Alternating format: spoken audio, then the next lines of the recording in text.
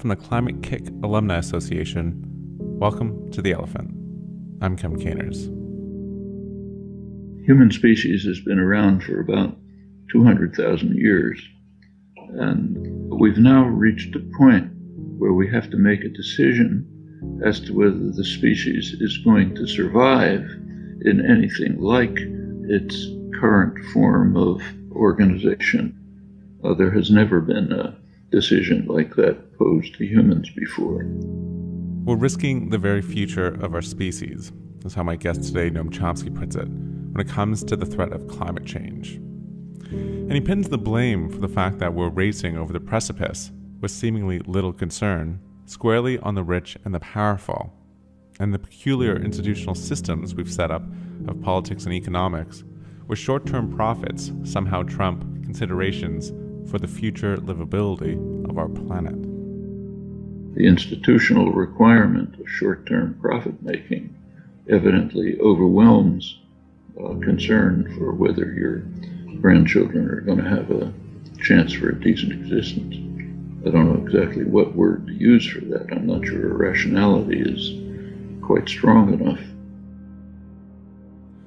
Noam Chomsky is perhaps the world's best-known dissident and public intellectual. And at 87 years old, and after 3/4 of a century of speaking out against all forms of inequality, state repression, and violence, he hasn't lost any of his outspokenness. All we can talk about is building pipelines. It's a sign of a social and political system that is so sick that it cannot face obvious issues and deal with them sensibly.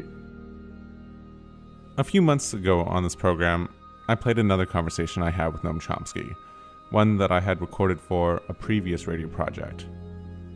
And in that conversation, we spoke about what activism could do in the fight against climate change. But given that he's been one of the world's most important thinkers and political voices, and how brilliantly he explains the institutional framework that lays behind understanding our current system and the woes it produces, when I had the opportunity to talk to him again, specifically for The Elephant, I leapt at the chance. No, on here in a minute, okay? Okay, thank you. So here's my conversation recorded last week with Noam Chomsky. Hi. Hi, Noam. How are you? I reached him at his office at MIT by Skype.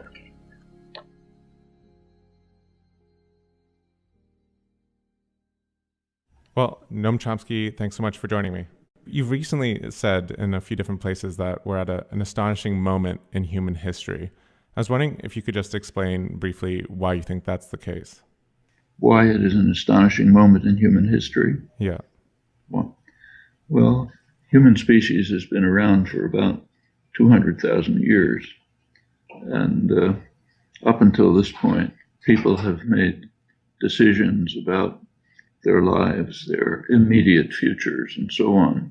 But we've now reached a point where we have to make a decision as to whether the species is going to survive in anything like its current form of organization and social systems. And there are basically two fundamental questions. One is the question of nuclear war, which we know by now. We know by now that if there were a nuclear war between, say, two major powers, they would both be destroyed, and so would everything else. And we've been on the verge of that repeatedly for 70 years, and the threat is increasing again. So that's one decision. The other decision has to be made right now, even though the consequences will be several decades, maybe even a few generations away. And that has to do with climate change. If we do not make decisive steps right now, then we can be fairly confident that within a pretty short time, maybe decades, maybe more, there will be irreversible and catastrophic consequences. There has never been a decision like that posed to humans before. Incidentally, we have already made the decision inadvertently for a huge number of species other than humans. So the destruction of species today as a result, very substantially, of anthropogenic climate warming, is about on the order of what's called the fifth extinction, 65 million years ago, when an asteroid, huge asteroid, hit the Earth. That's presumed to be the reason for the relatively sudden extinction of dinosaurs, end of the age of dinosaurs, opening of the way for small mammals, which ultimately evolved into us. And now we are playing the role of the asteroid. So we've already decided that for millions of huge numbers of species, we've decided they're going to become extinct. And we now have to make a similar decision about ourselves. It won't be extinction, but it might be catastrophic consequences. You know, one thing that always occurs to me when I hear you talk about the environmental crisis is how irrational it all is, or how irrational our collective behavior is. You point out that it's the rich and powerful and the existing power systems that are pushing us towards this precipice. But even they will suffer the consequences if there's climate disruption. Their grandchildren will suffer. You know, they own land in Manhattan and Miami.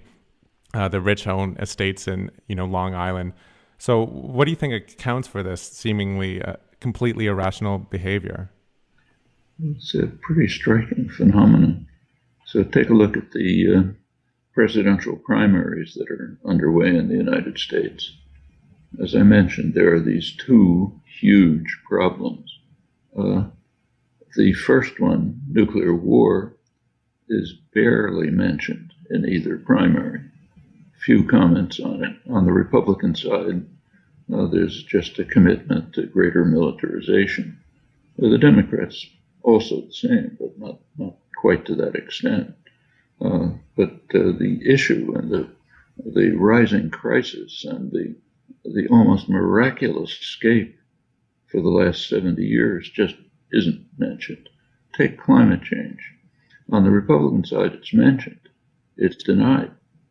Every Republican candidate, with the single exception, Kasich, simply denies that it's happening.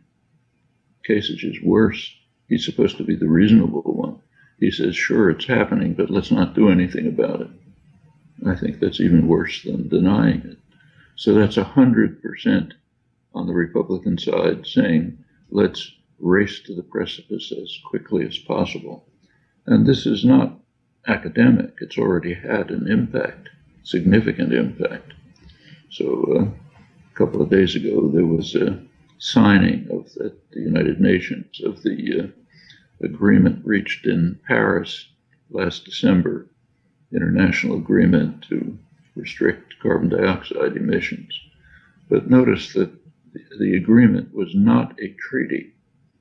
The intention was to have a verifiable treaty agreement that countries would commit themselves to live up to with penalties if they don't. Couldn't be done. And there was one simple reason: the Republican Congress. It would simply not accept a treaty. So as a result, the Paris Agreement had to be a voluntary agreement, which means it's much weaker. And if, suppose Donald Trump, or in fact any other Republican, were to win the election, and assuming they mean what they say, they would be essentially telling the world, don't do anything. Doesn't matter. Build as many coal plants as you like, because it's not happening anyway. I mean, if you want to talk about irrationality, it's pretty hard to go beyond this. There are more focused cases that we can look at. So, for example, it's now known that the scientists at ExxonMobil decades ago made it very clear to management that use of fossil fuels is going to have lethal, catastrophic effects. And they simply concealed it. In fact, lied about it. They organized major propaganda campaigns to convince people that it's not happening. And as you say, they have grandchildren. But the institutional requirement of short-term profit-making evidently overwhelms concern for whether your grandchildren are going to have a chance for a decent existence. I don't know exactly what word to use for that. I'm not sure irrationality is quite strong enough. It's really criminal immorality. At the same time, it always strikes me that you, more than most dissidents, appeal to rationality. You're not one to appeal to emotion very often. You really appeal to listeners and readers' reason. And so I assume you do believe that as a species we are capable of rationality, even though it seems that we so often don't follow that. We are capable of it, but it's not always a driving force in our existence. Actually, there are major efforts, huge efforts made to undermine rationality, and they're right in front of us all the time. So every time you turn on a television set, you're being bombarded with massive efforts to turn you into an utterly irrational creature. That's what the advertising industry is about. If you took a course in economics, you'd learn that markets are based on informed consumers making rational choices. What's the advertising industry? It's an effort to create uninformed consumers making irrational choices. So if market systems really prevailed, say General Motors would have a short advertisement in which it would say, here are the characteristics of the cars we are selling next year, and here's what they say about it in Consumer Reports. They don't do that. What they do is try to produce some huge amount of effort and money goes into creating illusions about, a famous sports hero is driving a car and it sails off into the stratosphere or something like that.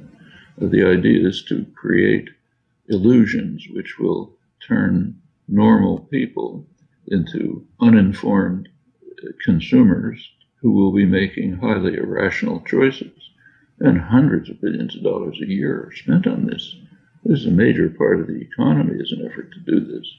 And the media system has some of that character as well. A lot of the deceit and distortion are efforts, conscious or not, to prevent people from being informed and in a position to make rational choices. So, for example, take almost anything you pick. About a week ago, Greenpeace released a couple of hundred pages that it had obtained somehow from the Transatlantic Investor and Trade Agreement. This is being negotiated in secret, like all such trade agreements. And why is it negotiated in secret? To keep people from knowing about it. There are pretexts, but the real reason is simply to keep the public from knowing about it. And as soon as something leaks, you see why. It's described in the press all the time as a free trade agreement. It's not a free trade agreement. It's highly protectionist. A lot of it has nothing to do with trade. It has to do with investor rights, the rights of corporations to sue governments if they undertake regulatory actions that might interfere with future profits. None of this has anything to do with trade. It has to do with investor rights, very much like the agreements that we already see, NAFTA, World Trade Organization, and so on. But the media consistently, close to 100%, refer to these things as free trade agreements. That's conscious or not. Maybe it's just unconscious deceit. You just unconsciously go along with the dictates of power. Or maybe it's conscious deceit. But it's an effort to prevent the citizenry from being informed and in a position to make rational decisions. And that happens over and over. So take just another example, almost at random. In the United States, it's, in fact, much of the West, it's a kind of routine to describe Iran as the gravest threat to world peace. We have to put missiles in Romania to protect Europe from Iranians and so on. We have to have extensive controls to make sure that Iran doesn't do something that doesn't violate an agreement that we impose on it, because Iran is such a terrible danger to world peace, the worst danger. There's a world out there. The world has opinions, and the opinions are known. The major polling agencies, U.S. polling agencies, take polls of international opinion. And one of the questions they ask is, which country is the gravest threat to world peace? Iran is barely mentioned. The country that is mentioned is the United States. By a huge margin, that's regarded as the gravest threat to world peace. There's no other country that's even close. Do Americans know about this? No, because the media simply didn't publish it. That's citizens uninformed about crucial matters. I want to go back to climate change, because this is a program specifically on climate change. And I was wondering, within the climate change topic, there's a huge range of figures who are working on it. There's everyone from Al Gore to people who are saying we need an entirely new system and are trying to create new ways of living in order to solve climate change. And so I was wondering what your thoughts are on if climate change can be solved within the current political and economic system. Can we meet this challenge within the system that we have, or do we need, in a sense, a new system? Well, it is possible to deal with climate change within the current state capitalist systems by carrying out measures which are pretty well understood. So one measure that could be instituted immediately is a carbon tax. A carbon tax would at least internalize the costs that are imposed by use of carbon. It would impose a great burden on those who use fossil fuels. And even mainstream economists say this is the easiest way to do it. That's not going to end the crisis, but it would be a major step forward. Is there a carbon tax? Not in the United States, even though, according to polls, almost half the population thinks it's a good idea. That's without practically anybody advocating it. If there was real advocacy, in fact, almost all the commentary is against it. Nevertheless, almost half the population is in favor of it. And that could be a significant step. It is certainly within the framework of existing institutions.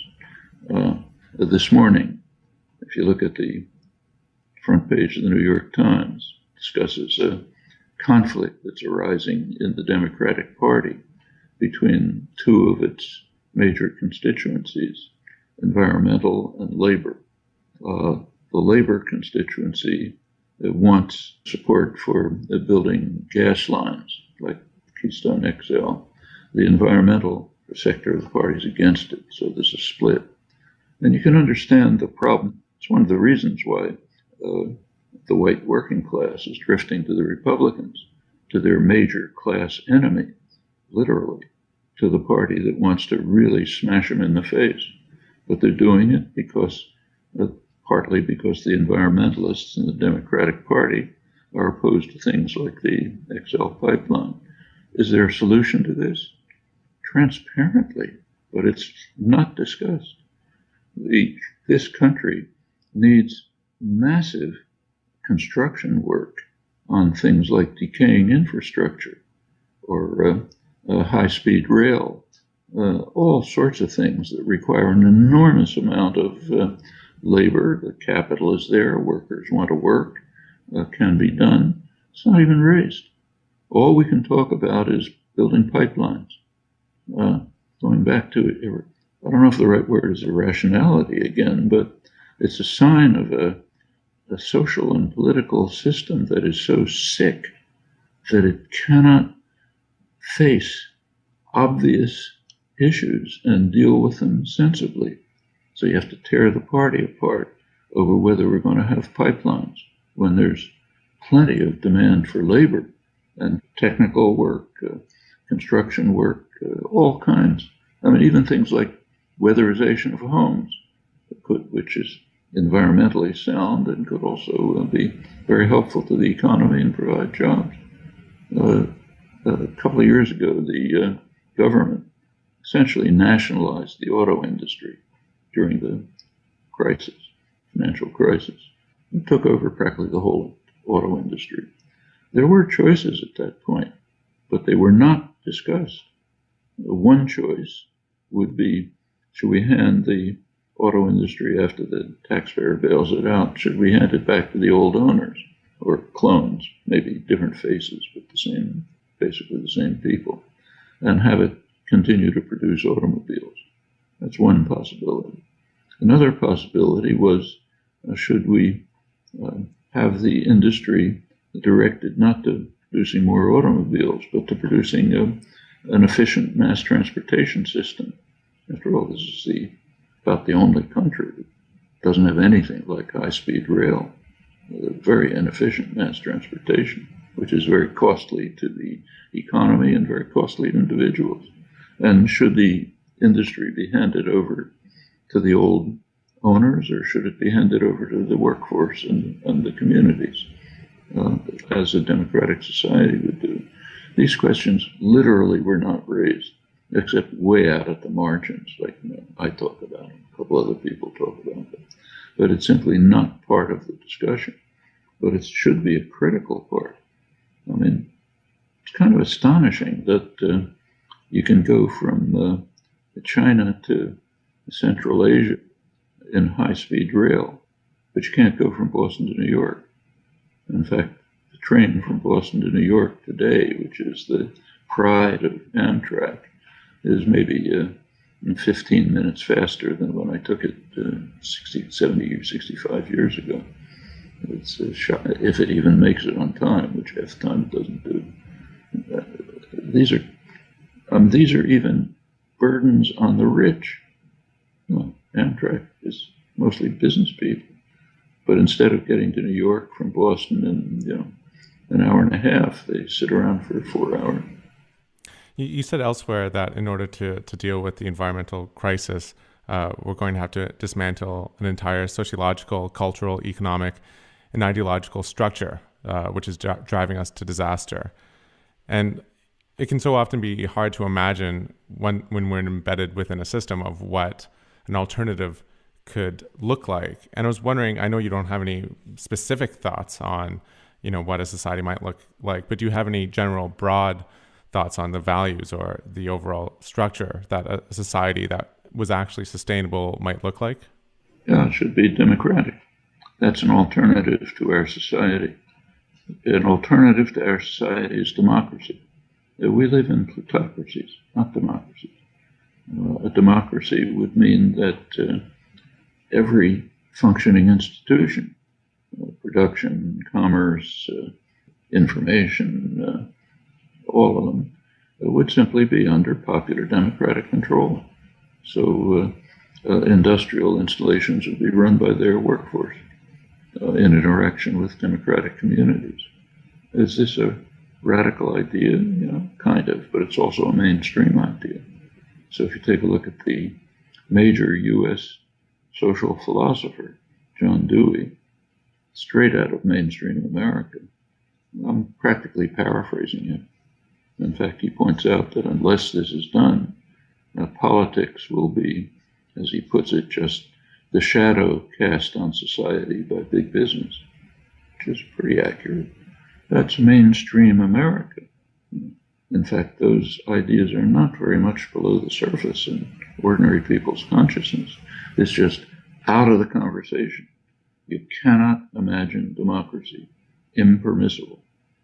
But that is an alternative to our existing system. It's usually called libertarian socialism, but it's basically democracy. And along with that, do you also think that we need solidarity in order to solve the crisis? Solidarity? Well, that's an interesting question, and it's from a cultural and ideological point of view, it's pretty interesting to look at the history. So if you go back to the Enlightenment and the origins of classical liberalism, say people like Adam Smith or David Hume and others, they simply took it for granted that solidarity, sympathy, mutual aid were core elements of human nature. They were the driving forces in human nature. In fact, take Adam Smith's famous phrase, invisible hand. The way it's interpreted is almost diametrically opposite to the way he used it. In fact, he barely used it, but in one of only twice actually, and in one case, which is directly related to this, here's what he argues. He says he was thinking of an agricultural economy, of course. So he said, suppose some landowner accumulates almost all the land, so everybody else has to essentially be his servant. He says, well, this really won't matter very much because the landowner, by virtue of his sympathy for other people and concern for their needs, will make sure that property is distributed so that it'll be relatively equal. So as if by an invisible hand, we'll end up with a fair and relatively egalitarian society. Not a very powerful argument, but it shows the kind of driving concept that underlies classical liberalism, Enlightenment ideals, and so on. Now, all of that ended with capitalism. Adam Smith and David Hume and others are basically pre-capitalist. Capitalist ideology is different. It's get what you can for yourself and kick everyone else in the face. And now it's claimed that that's human nature. Is it? I don't think so.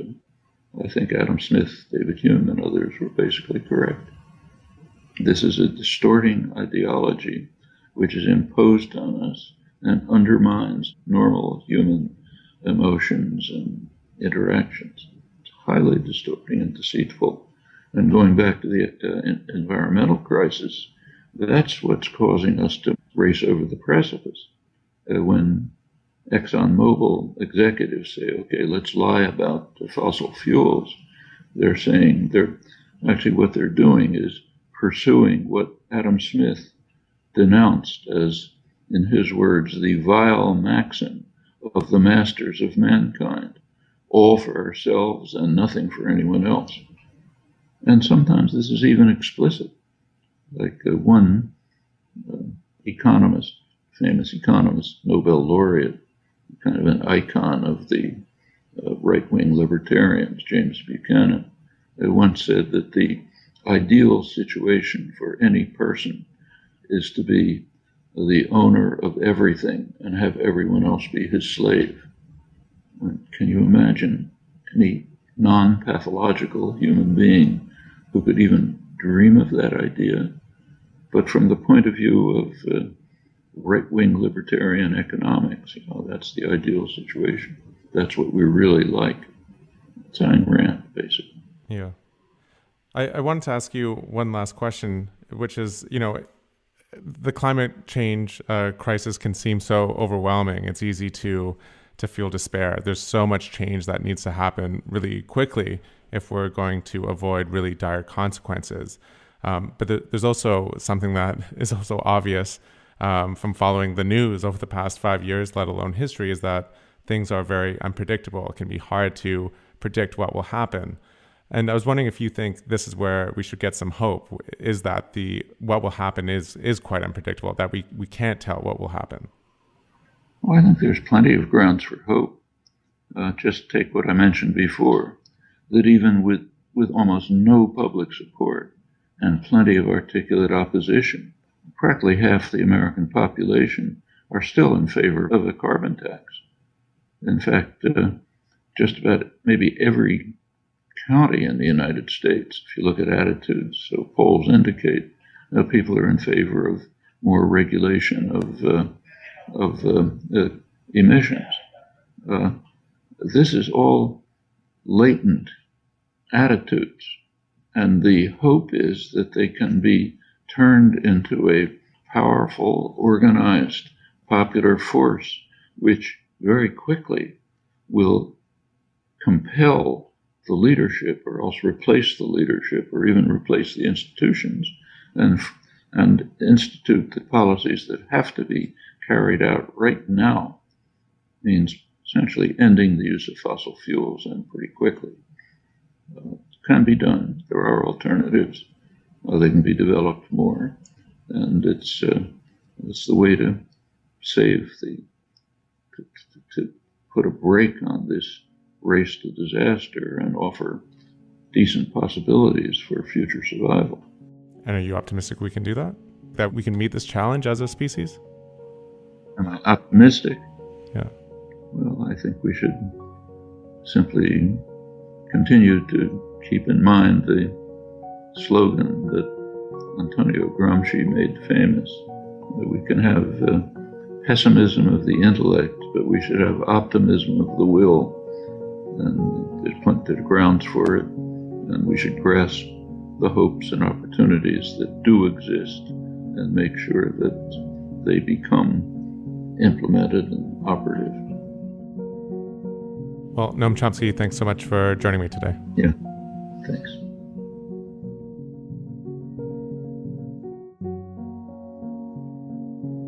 That was my conversation with professor and political thinker, Noam Chomsky.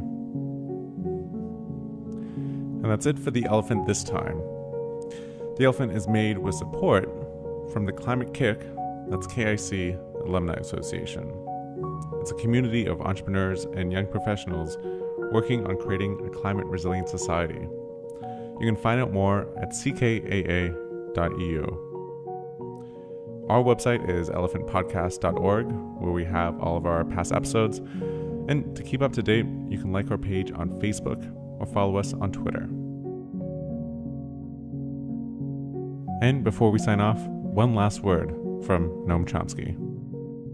And actually, could I just get you to give one last comment? We know the Republican stance on climate change. Could you comment on how you view Hillary Clinton's stance on climate change? Hillary Clinton. Well, she hasn't talked about it much, but I suspect her position would be pretty much like Obama's, which is some steps, infinitely better than the Republican stance, some steps, but not sufficient ones. And what would then be required is substantial, powerful public pressure to turn these some steps into major steps. I'm Kevin Caners. See you next time.